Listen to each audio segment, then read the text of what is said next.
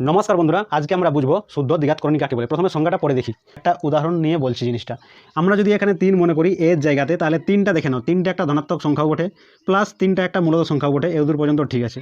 যা কোনো মূলদ সংখ্যার বর্গ নয়। তোমরা বলতে পারবো এমন কোনো একটা সংখ্যা আছে যার বর্গ করলে কিন্তু আমাদের 3 আসবে।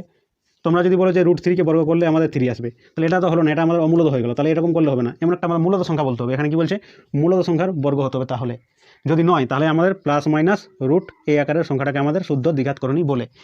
তো একটা আমরা অন্য উদাহরণ নিচ্ছি, যেমন 4 এখানে নিচ্ছি। তো 4টাকে আমরা কি শুদ্ধ দ্বিঘাতকরণী বলবো? এখানে বসিয়ে দেখছি সেটা হচ্ছে কিনা। যেমন 4টা আমাদের ধনাত্মক সংখ্যা বটে, মূলদ সংখ্যাও বটে, ঠিক আছে। যা কোনো মূলদ সংখ্যার বর্গ 9 হতে হবে, 9 হতে হবে। তাহলে কি আমরা এখানে দেখতে পাচ্ছি 2 এর কিন্তু বর্গ করলে কিন্তু আমাদের 4 চলে আসছে। ওই জন্য আমরা 4কে কিন্তু করণের মধ্যে রাখি না। যদি আমরা প্লাস মাইনাস এর মধ্যে এটাকে নিয়ে আসি, তাহলে আমাদের দুটো উত্তর হবে, একটা -2 একটা +2। তাহলে এটা বর্গ হয়ে যাচ্ছে, এখানে বর্গ 9 হতে হবে। সেই জন্য এটাকে আমরা শুদ্ধ দ্বিঘাতকরণী বলবো না।